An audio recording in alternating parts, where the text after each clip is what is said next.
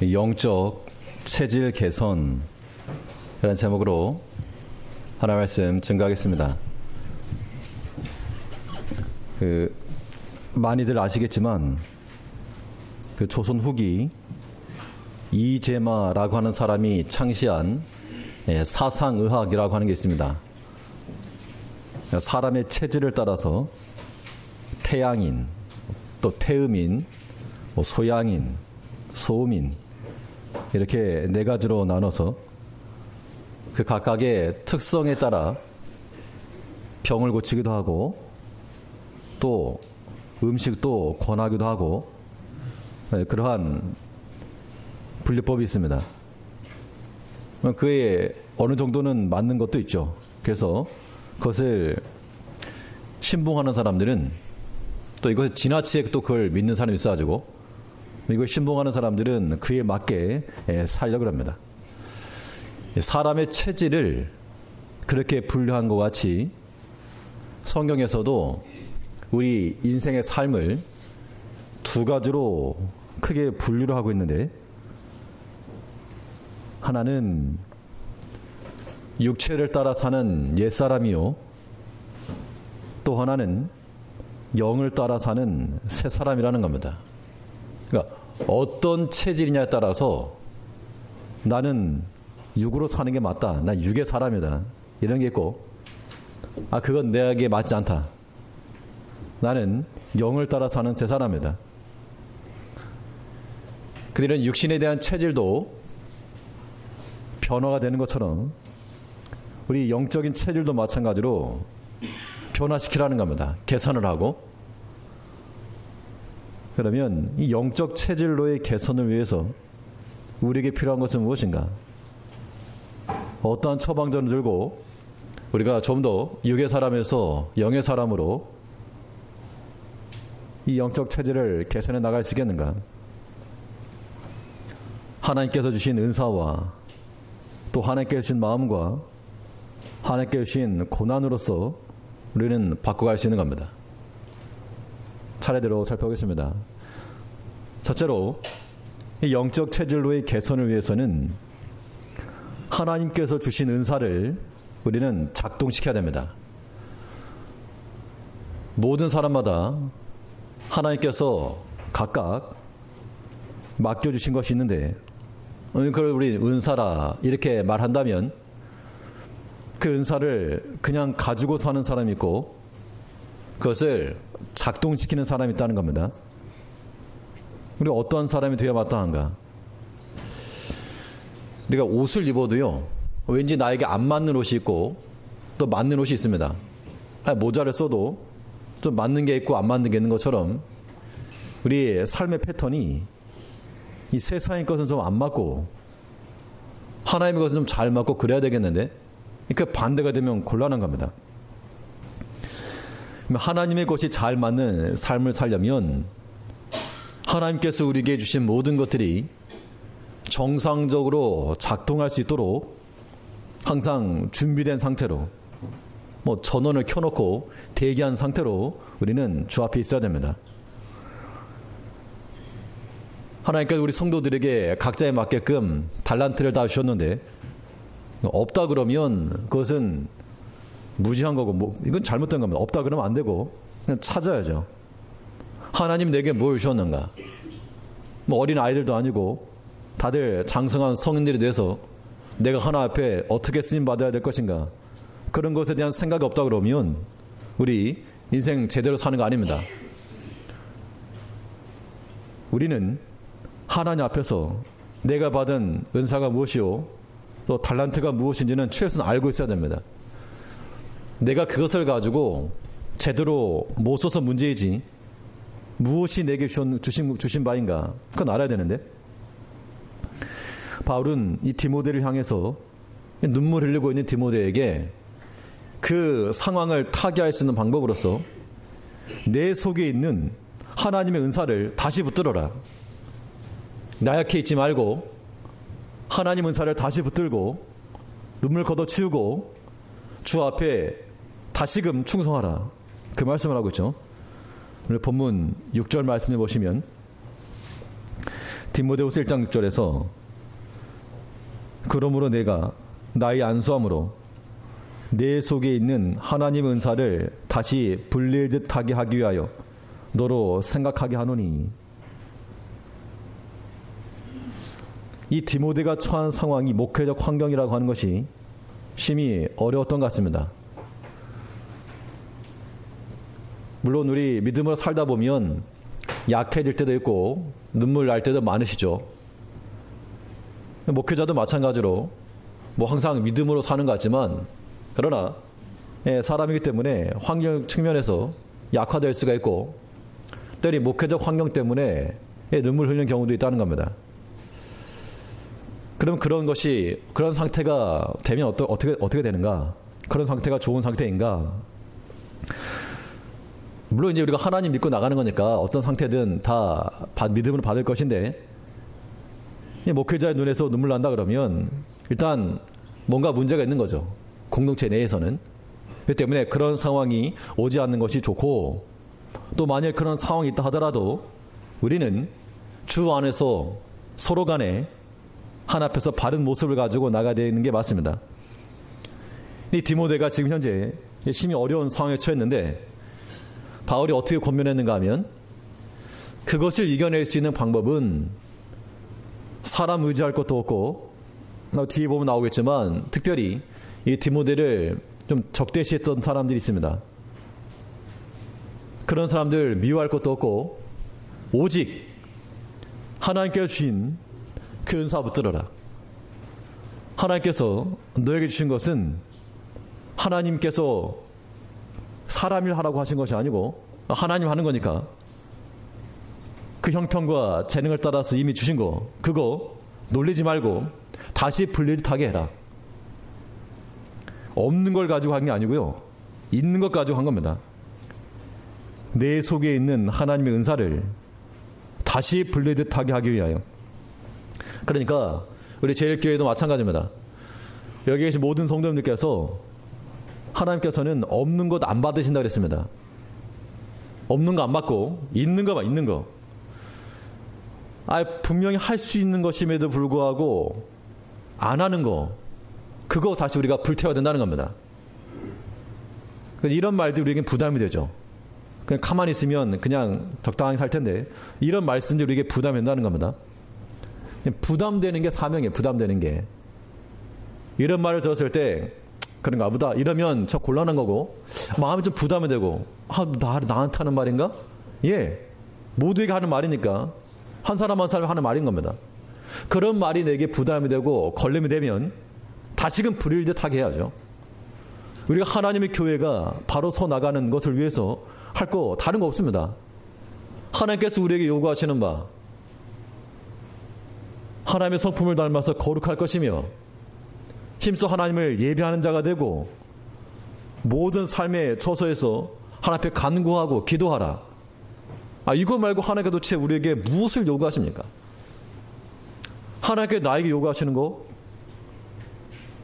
그냥 하나님 사랑하는 거예요. 부모님들이 자녀들에게 요구하는 거 너 나가 돈 벌어 와라. 물론 그런 것도 필요할 수 있겠지만 어린 아이들에게 그런 걸 요구하시는 분은 안 계실 겁니다. 부모 말 잘 듣고 순종하고 부모 사랑해라. 근데 그걸 안 하고 엉뚱한 거 하고 있으면 그게 잘못된 겁니다. 하나님 사랑하시죠? 모기가 막 우는 것 같아가지고 우리가 하나님을 사랑하는 그 마음이 우리 가운데 없다 그러면 이건 당연히 잘못된 거죠. 당연히 잘못된 겁니다.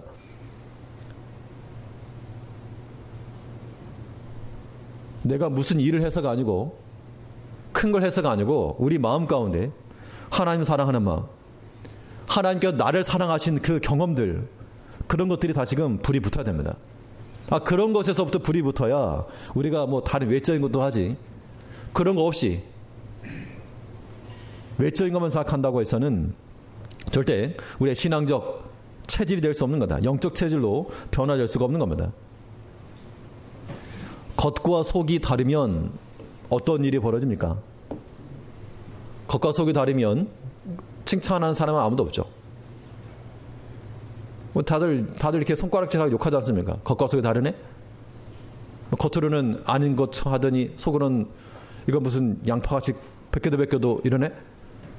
근데 그런 모습들이 마치 우리 자신의 모습인 거죠. 우리가 다들 외적으로는 교양 있게 이렇게 다들 계시지만 우리의 속 마음을 들여다보니 뭐 똑같은 겁니다. 하나님께서 우리를 구원해 주셨는데 그 구원에 대한 감격 이미 다 사라졌고, 하나님께서 우리에게 은혜를 주셔가지고 지금까지 살아왔는데 하나님께서 지금까지 나를 지켜줬다 이런 생각은 전혀 하지 않고 여전히 물질적인 것과 어떻게 하면 내 주머니를 채울 것인가 이런 생각이 더 앞선다 그러면 하나님 기뻐하지 않으시는 겁니다. 우리가 하나님을 사랑하는 자들이 되려면 하나님에 대한 마음이 먼저 나와야죠. 아니, 부모님들이 자녀들 교육할 때 먹을 때 너네 먼저 먹어라, 좋은 거 있으면 니네 입으로 뭐 집어넣어라, 이렇게 교육하는 부모 있으면 잘못된 겁니다. 당연히 부모를 먼저 생각을 하고 형제들과 함께 나누는 그 마음을 가지도록 교육을 하셔야죠. 우리 일주일 동안 살아가면서 하나님께 대한 마음은 조금도 없고 1도 없고 여전히 내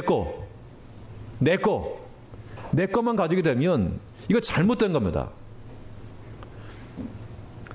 우리가 교회에 나와가지고 설교를 통해서나 예배를 통해서 하나님의 말씀 듣는다 그럴 때 이 말씀을 어떤 의미로 받으십니까?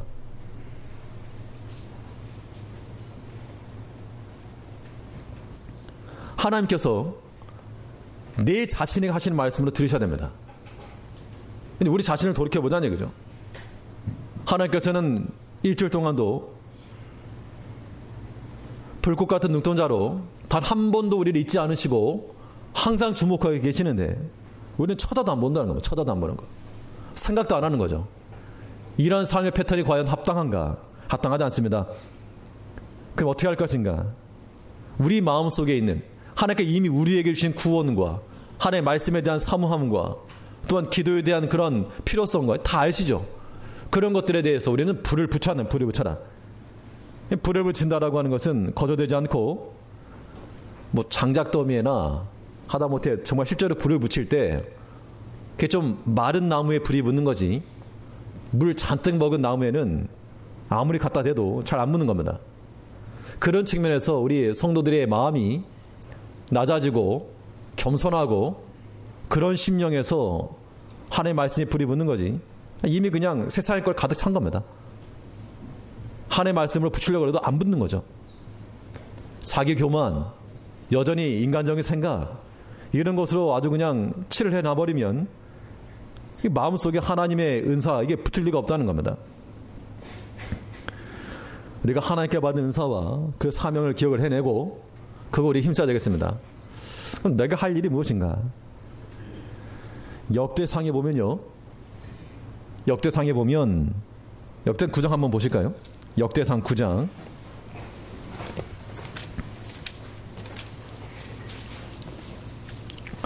구약성경 624쪽입니다. 624쪽에서 역대상 9장에 보면 이 제사장들에 관하여서 레위 사람들이죠. 쉽게 말하면 레위 사람들이 맡아서 해야 될 일들에 대해서 쭉 나열을 하고 있는데, 이 레위 사람들이라고 해서 똑같이 제사장들뿐 한 게 아니었다는 겁니다. 역대상 9장 우리 17절부터 보시면, 구약성 624쪽입니다. 역대상 9장 17절 제가 읽겠습니다. 문지기는 살룸과 아굽과 달몬과 아히만과 그 형제들이니 살룸은 그 두목이라. 이 사람들은 전에 왕의 문 동편 곧 레이 자손 영의 문지기며, 고라의 증손은 에비아삽의 손자 고레의 아들 살룸과 그 종족 형제 고라의 자손 수종들 일을 맡아 성막 문들을 지켰으니, 그 열조도 여호와의 영을 맡고 그 들어가는 곳을 지켰으며, 여호와께서 함께 하신 엘라스의 아들 비나스가 이엇저게 그 무리를 거느렸고, 무셀레야의 아들 스가랴는 회막 문지기가 되었더라. 택함을 입어 문지게 된 자가 모두 212이니 이는 그 향리에서 그 계보대로 계수된 자요, 다윗과 선견자 사무엘이 전에 세워서 이 직분을 맡긴 자라. 여기서 지금 이 문지기에 관한 그 일이 나오고 있는데요. 문지기를 맡아서 일하는 사람들이 있었고, 또 26절을 보면 이는 문지기에 두목된 레위 사람 넷이 기뉴한 직분을 맡아 하나님의 전 모든 방과 곳간을 지켰습니다. 저희는 하나님의 전을 맡은 직분이 있으므로 전 사면에 유하며 아침마다 문을 여는 책임이 있었다는, 그러니까 특별히 좀 중요한 직분을 맡아서 문을 여는 그런 책임을 받은 자도 있었고, 28절에서는 그 중에 어떤 자는 섬기는 데 쓰는 기명을 맡아서 그 수요대로 들여가고 수요대로 내오며, 또 어떤 자는 성소의 기구와 모든 기명과 고운 가루와 포도주와 기름과 유향과 향품을 맡았으며, 또 제사장 아들 중에 어떤 자는 향품으로 향기름을 만들었으며, 고라 자손 살룸의 장자 마따디아는 레위 사람은 남비에 지지는 것을 맡았으며, 또 그 형제 그앗 자손 중에 어떤 자는 진설하는 떡을 맡아 안식을 마다 준비하였다. 그러니까 레위 자손들 가운데서 어떤 사람은 떡을 맡았고, 어떤 사람들은 향품을 맡았고, 어떤 사람은 남비에 지지는 걸 맡았고, 어떤 사람들은 문 여는 걸 맡았고, 그러니까 모든 사람이 다 중요한 것, 기묘한 것을 맡은 건 아니지만 그 각자의 역할을 맡아서 그것을 충실히 감당해냈을 때 하나님께서 기뻐하셨다는 겁니다. 이 교회도 마찬가지입니다. 우리가 다 동일한 일 할 수 없어도 하나님께서 우리에게 주신 거, 그거 하나님 내게 주신 은사인 줄 알고 내게 맡기신 건 줄 알고 회피하려고 하지 마시고 직면하셔야 됩니다. 우리 마음 가운데 다시금 불을 붙여서 예전에 그랬다더가 아니고 지금도 여전히 우리가 하나님의 말씀을 사랑하고 그 예배 드리는 심정으로 정말 주를, 하나님의 성전을 사모하는 마음으로 달려나오고 내 주 앞에 간절함으로 찾고, 그래서 우리 예전에 못하던 것들 다시금 시작해야 됩니다. 이것이야말로 우리가 하나님의 사람으로 영적인 체질로 개선되고 변화되는 길입니다. 아무쪼록 하나님께서 우리에게 주신 그런 은사들이 우리 속에서 고철화되어 가지 아니하도록 작동을 시키고 그것을 충실한 마음을 가지고 충성되이 감당해 나가는 성도님들 되시길 바라겠습니다. 실제로 영적 체질로의 개선을 위해서 우리에게 필요한 게 무엇인가? 이 두 번째로 생각해 볼 수 있는 것은 하나님이 주신 마음으로 우리는 바꿔야 됩니다. 우리 마음 자체가 하나님이 주신 마음으로 온전히 변화되어야 되겠는데, 오늘 요절과도 같은 말씀은 우리 디모데후서 1장 7절인데요. 7절은 한번 같이 읽어보시겠습니다. 디모데후서 1장 7절 있습니다. 시작. 하나님이 우리에게 주신 것은 두려워하는 마음이 아니요 오직 능력과 사랑과 근신하는 마음이니. 지금 디모데에게 권면하면서 눈물 흘리면서 하는 그 상황에서 두려워하지 말아라. 두려움의 마음은 하나님이 주신 게 아니다. 그러므로 우리 마음 가운데 두려움, 이 두려움이라고 하는 게 뭐 무서워서 그런 것보다도 다른 말로 하면 뭘까요? 이 두려움이라고 하는 말을 다른 말로 하면 이 염려죠. 염려와 불안. 결국 우리 삶 가운데서 우리 마음에 염려가 되고 불안함이 들고 두려움이 생긴다는 것. 이건 이제 하나님 앞에서는 이 믿음의 부재인 겁니다. 물론 하나님 없이 사는 사람들에게서는 당연히 염려가 되죠. 불안하고. 그 외국에 있는 사람들이 그런답니다. 아니 한국은 북한도 있고 북한은 막 미사일도 막 팡팡 쏘대 그러는데 막 태평하게 살아가는 것 같다. 왜 그런지 모르겠다. 어떤 사람이 말하기를, 물론 이게 이제 학습 효과가 있어가지고 뭐 그런 것도 있고, 뭐 미사일 쏘는데 그럼 뭐 어딜 가냐 도대체, 갈 데도 없고, 또 하나는 한국에는 교회들이 많아가지고 교회들이 뭐 죽으면 천국까지 이래 믿음들이 좋아가지고 그런 거 걱정 안 한다고. 뭐 어떻게 보면 뭐 나쁜 건 아닌 것 같습니다.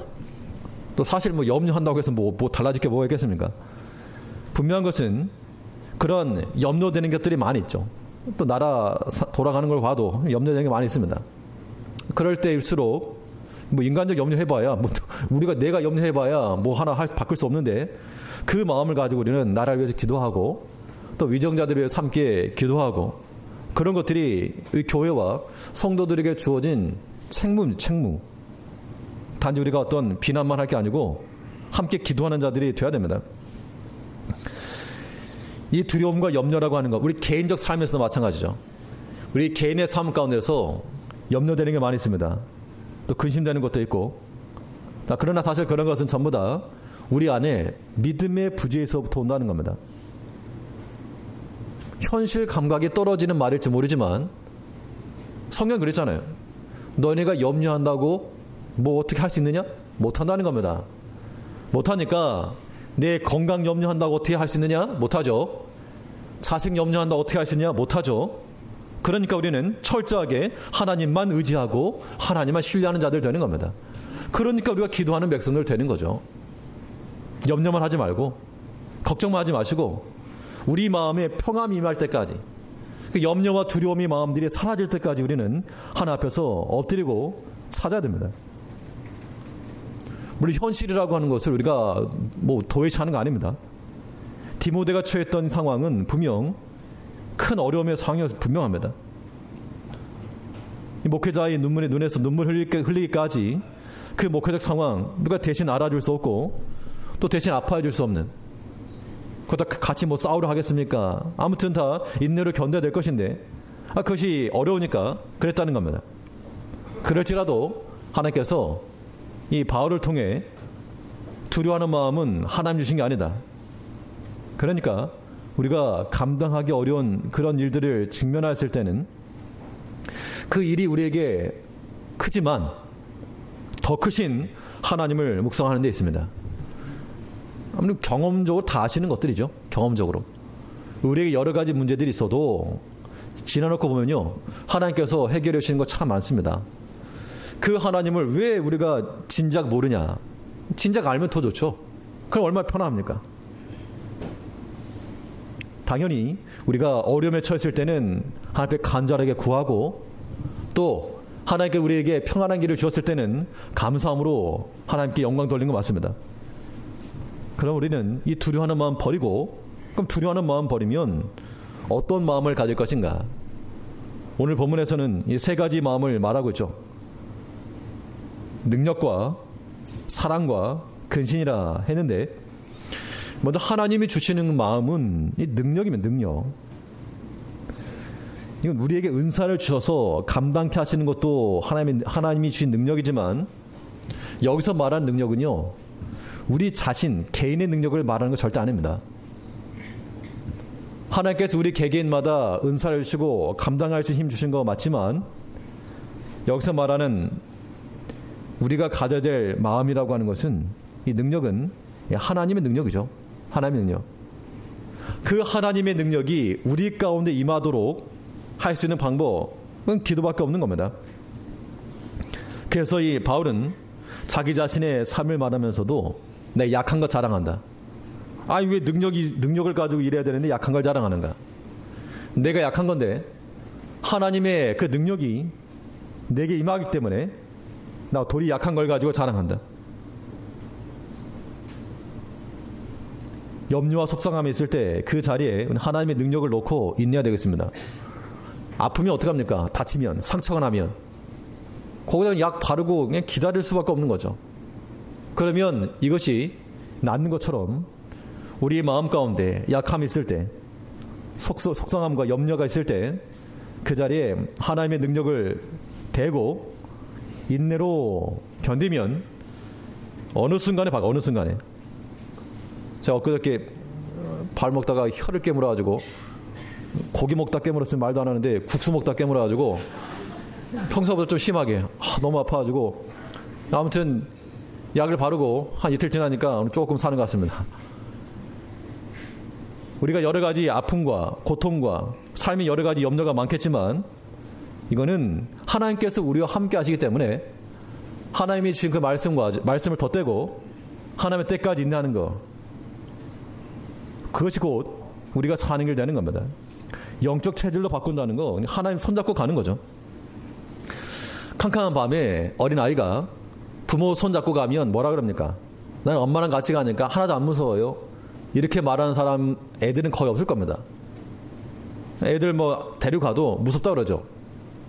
괜찮다 그래도 무섭다 그럽니다. 가만 생각해 보니까 저도 어렸을 때 기억이 나는 것 같아요. 캄캄한 밤에, 정말 캄캄한 밤에 아버지 손을 잡고 걸어갔던 기억이 나는데 당연히 손 잡고 가니까 별일 없죠. 그런데 어디서 뭔가 막 튀어나올 것 같고 저기 뭐 도깨비가 나올 것 같고 마음 조마조마하면서 걸어갔던 그런 기억이 납니다. 그런데 우리가 부모 손 잡고 가면 염려하는 일들 애들한테 안 일어난 것 같이 우리가 하나님의 손만 꽉 잡고 가면 우리가 지금 염려하는 것들 안 일어날 수 있다는 겁니다. 미리 염려하지 마시라는 얘기예요. 그리고 하나님 말씀 붙들고 감사하는 마음으로 하나님께만 집중하면 하나님께서 우리 염려하는 거 뭘 염려하십니까? 자식들이요? 1순위겠죠, 자식들. 걱정하지 마시라니까요. 우리 성도님들, 뭐 부모님들이 잘 키워줬으니까 오신 거 아니잖아요. 광야 백성들이 그랬다는 겁니다. 우리 새끼도 어떻게 삽니까, 앞으로? 저 불쌍한 것들 어떻게 삽니까? 하나님께서 너네가 불쌍하다고 말했던 저 아이들 내가 가나안 땅에 보내드리고 너네는 다 죽는다. 말씀드렸죠. 그러니까 염려가 되면 기도하시고 하나님 손에 다 맡기기까지 마음 편할 때까지 기도하셔야 됩니다. 그래서 하나님께서 우리에게 주신 마음은 두려워하는 마음이 아니고 염려하는 마음 아니라는 겁니다. 능력과 누구의 능력이요? 하나님의 능력입니다. 그 능력이 우리 가운데 임하실 때 우리가 능히 살아가는 겁니다. 이런 사람이야말로 하나님 나라에 딱 맞는 사람들이죠. 하나님께서 이런 자들 기뻐하시는 겁니다. 또 하나님 주시는 마음은 사랑하는 마음이라 해요. 사랑의 마음. 이 디모데가 현재 이 눈물 흘리면서 고통 가운데 있는데 그에게 아픔과 상처를 준 사람들이 실명까지 지금 나오고 있습니다. 15절에 보니까 부겔로와 허모게네가 있고 또 뭐 뒤에도 보면 대적한 자들 뭐 쭉 나오고 있는데요. 그런 사람들에 대해서 어떤 마음을 가질 것이냐. 미움과 불편한 마음과 이런 마음을 가지면 이거 영적 체질 가지고 사는 거 아닙니다. 나를 괴롭게 하는 사람이 있을지라도 그래도 성경의 말씀 뭘 말하는가 하면 그래도 미워하거나 불편하지 말고 동일하게 사랑하라 그랬습니다. 이 어떤 공동체든 마찬가지입니다. 교회 공동체도 마찬가지죠. 우리 마음 가운데 불편함이 있다. 그대로 가져가는 거 그거 바람직하지 않습니다. 하나님께서 우리에게 주신 마음은 능력과 사랑과 사랑하는 마음이죠. 사랑하는 마음. 성도들 간에 불편함이 있거나 혹은 목회자와 성도들 간에 불편함이 있다 그러면 어떻게 신앙생활을 즐겁겠습니까? 서로 회개할 일이지만 먼저 중요한 것은 아무튼 내가 먼저 낮아지면 내가 더 물은 낮은 대로 흘러가게 되어 있다는 겁니다. 내가 더 낮추면 아무튼 소통되는 겁니다. 끝까지. 우리는 하나님의 연합과 일치를 배우고 또 하나님께서 우리를 위해서 그의 아들까지 내으셨고 또 아담에게는 돕는 배필을 주셨고 함께 하라고 주신 겁니다. 아무쪼록 우리가 우리 마음에 걸림이 든다고 해서 반목과 다툼과 그런 마음 갖지 마시고 끝까지 하나님 앞에서 사랑하는 마음으로. 사랑은 용납과 용서입니다. 용납하고 받아들이고 또한 새로운 소통함을 가져야 됩니다. 이것이 우리 자신 개인만의 문제가 아니에요. 서로 다 연결되어 있기 때문에 우리 계시록에서 본 것 같이 이 등대, 7등대가 하나로 연결되어 있다고 그랬습니다. 어디라도 하나 막히면 다 막히는 겁니다. 그런 막히는 자들이 되지 않도록 더 소통하고 더 사랑하는 마음으로 돕는 자가 되고 도움을 받아서 죄를 함께 잘 감당해 나가는 우리가 되어야 됩니다. 또 하나님 주시는 마음은 근신하는 마음이라고 그랬죠. 근신하는 마음이니 오직 능력과 사랑과 근신하는 마음이니 근신한다는 것은 무슨 벌 받는 것처럼 생각되기 쉽지만 삼가 조심이에요. 삼가 조심. 우리가 모든 일에 삼가고 주의해야 될 이유는 목적 하나밖에 없는 겁니다. 하나님의 일을 이루기 위해서죠. 하나님의 일을 이루기 위해서, 하나님의 영광을 위해서. 디모데가 개인으로 말하라 그러면 디모데 입이 없겠습니까? 하고 싶은 말 하라 그러면 하겠죠. 행동할 겁니다. 그러나 그런 것들이 유익이 되지 않기 때문에 인내하고 참는 거죠. 우리도 마찬가지입니다. 교회 내에서 어떤 일이 있을지라도 우리가 뭐 입이 없어서 말 못하는 거 아닙니다. 행동할 수 없어서 못하는 게 아니라는 겁니다. 그런 말과 행실이 유익이 되지 않고 덕이 되지 않기 때문에 인내하고 참으시라는 겁니다.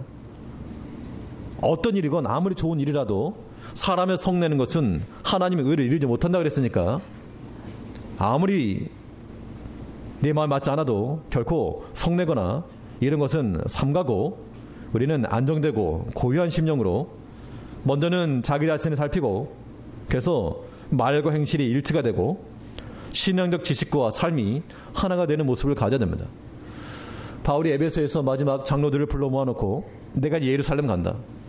내가 이제 가면 내가 거기서 어떠한 일을 당할지 모르는데 내가 너에게 마지막으로 권면하는데 양과 모든 양떼들을 위해서 너희 자신을 삼가라. 성도들을 위해서 특별히 기묘한 직분을 맡아 수고하는 자들은 더욱 삼가고 더 본이 되고 더 희생해라. 그러라고 세운 직분 아니냐. 그러므로 우리가 하나 앞에서 우리 자신을 항상 살펴서 모든 사람에게 덕을 끼치고 유익이 되는데 소용되는 대로 쓰임받는 우리가 되어야 됩니다. 우리가 이 영적 체질로의 개선이 이루어지려면 하나님이 주신 마음으로 바꿔야 되는데 하나님이 주신 마음은 어떤 마음이라고요? 두려워하는 마음 버리고 능력과 사랑과 근신이라고 그랬죠. 7절 말씀 다시 한번 읽어보겠습니다. 7절 같이 읽습니다. 시작. 하나님이 우리에게 주신 것은 두려워하는 마음이 아니요 오직 능력과 사랑과 근신하는 마음이니 이러한 마음으로 살아가는 우리가 되어야 되겠습니다. 마지막으로 이 영적 체질로의 개선을 위해서 필요한 게 무엇인가? 셋째는 하나님이 주신 고난을 잘 감당해야 되겠습니다. 하나님께서 우리에게 고난 주신 목적이 무엇인가? 고난을 주신 목적은 하나님의 사람으로 온전히 만들기 위해서 고난 주시는 겁니다. 우리는 형통한 길 가면 잘할 것 같죠. 근데 그러면 교만해지고 하나님 떠나기 쉽기 때문에 하나님께서 우리에게 한 가지씩 주셨다는 겁니다. 바울에게도 육체의 가시를 남겨둬서 교만하지 않겠다 그랬는데 그때 우리는 이 고난당하는 게 있으면 욕할 게 아니고 하나님의 뜻을 찾고 그 길과 방향으로 나가는 자들이 되어야 마땅합니다. 하나님께서 사랑하는 자녀들에게 왜 그럼 고난을 주시는가? 사랑하는데 왜 매를 때려요? 뭐 애들이 그렇게 많은 건 똑같은 거죠. 근데 사랑하기 때문에 때린다 그러면 매를 된다 그러면 그 이해 못하는 겁니다. 우리는 그 하나님의 마음을 헤아릴 줄 알아야 되겠습니다. 그게 이제 성숙한 성도들이죠. 네, 8절 말씀을 보시면 그러므로 내가 우리 주의 증거와 또는 주를 위하여 갇힌 자 된 나를 부끄러워 말고 오직 하나님의 능력을 좇아 복음과 함께 고난을 받아라. 이 고난이 없어지기를 바라는 것인데 이 고난을 받으라는 겁니다. 근데 이것이야말로 우리가 하나님의 사람으로 온전히 서는 겁니다. 만사형통이 무엇인가? 이 고난 없는 것이 만사형통이 아니고요. 그 고난이라도 잘 감당하고 통과하는 것이 진정한 만사형통인 겁니다. 우리에게 실력 쌓으라고 고난 주신 겁니다. 그러므로 우리가 믿음으로 잘 감당하는 거 그거 중요합니다. 근데 고난이라고 하는 것도 성경에서는 이 두 가지로 구별하고 있습니다. 고난의 원인이 우리 자신에게 있는 것은 피하고 하나님께로부터 오는 것에 거기에는 참여할 것을 말하고 있는데요. 베드로전서에 보면 사람이 죄가 있어 매를 맞고 참으면 무슨 칭찬이 있으리요. 오직 선을 행함으로 고난을 받고 참으면 이는 하나님 앞에 아름답다 그랬습니다. 그러니까 죄를 져가지고 하나님께서 우리에게 재앙을 내리실 때 그거 맞으면서 고난한다, 맞으면서 인내하는 거 무슨 칭찬이 있겠는가? 그 고난의 원인이 우리 자신에게 있지 않게 하라 그 이야기입니다. 반면에 우리가 주의를 하다가 복음의 일을 하다가 당하는 고난, 때로는 오해받고 사서 고생하는 그런 일들이 있을지라도 그런 것은 중단하지 말고 끝까지 가야 됩니다. 그래서 교회 내에서 주의를 하다 보면 그런 경우들 비일비재합니다. 열심히 하려고 하는데 또 오해받을 때 있고 사서 고생하는 것처럼 느껴질 때 있는데 그럴 때는 그냥 관두는 게 아니고 복음과 함께 일하는 것이므로 끝까지 가야 됩니다. 우리 마음속에는 이 고난이라고 하는 것이 임할 때 하나님 말씀 순종함에도 고난이 있습니다. 말씀 지키다 보면 불편한 것도 있고 귀찮은 것도 있고 고생스러운 것도 있고 그러면 그 고난과 하나님 말씀 불순종했을 때 당하는 고난 어느 게 더 큰 고난인가? 당연히 말씀 불순종하면서 당하는 고난이 더 큰 고난입니다. 사사시대에 보면 이 백성들이 하나님의 말씀 불순종했습니다. 왜냐하면 순종하느라고 당하는 고난이 싫어가지고. 그랬더니 하나님 어떻게 하십니까? 갑절이나 더 큰 고난 당하게 하신 거죠. 우리가 하나님 떠나서는 우리의 형통한 길 없는 겁니다. 또 때로 우리에게 고난 임할 때 그 욕하지 말고 하나님께서 주신 은혜의 기회인 줄 알아서 우리 자신을 살피는 자들이 소망 있는 겁니다. 이게 굉장히 어렵습니다. 실제로 어렵습니다. 그럴지라도 우리는 반복적으로 주의 말씀을 듣고 조금씩 우리가 똑같은 모습이 된다 하더라도 원형으로 돌아가지 말고 나선형처럼 위로 점점 위로 올라가야 됩니다. 믿음으로 살다가 떨어지고 소망 가지고 살다 낙담하고 그럴지라도 점점 그 폭이 줄어들고 우상향할 줄 아는 그런 모습으로 살아가는 것이 우리의 삶이 영적 삶으로 변화되어 나가는 겁니다. 하나님께 주신 은사를 작동시켜서 그 주의 일을 위해서 힘을 쓰고 하나님이 주시는 그 마음, 능력과 사랑과 근신하는 마음으로 복음과 함께 고난을 받아 우리 주님께서 걸어가셨던 그 길을 걸어가고 하나님 나라에 딱 맞는 체질로 변화되어가는 하나님이 참으로 기뻐하시고 사랑하실 만한 그런 성도들로 변화되는 우리가 될 줄 압니다. 네, 기도하겠습니다.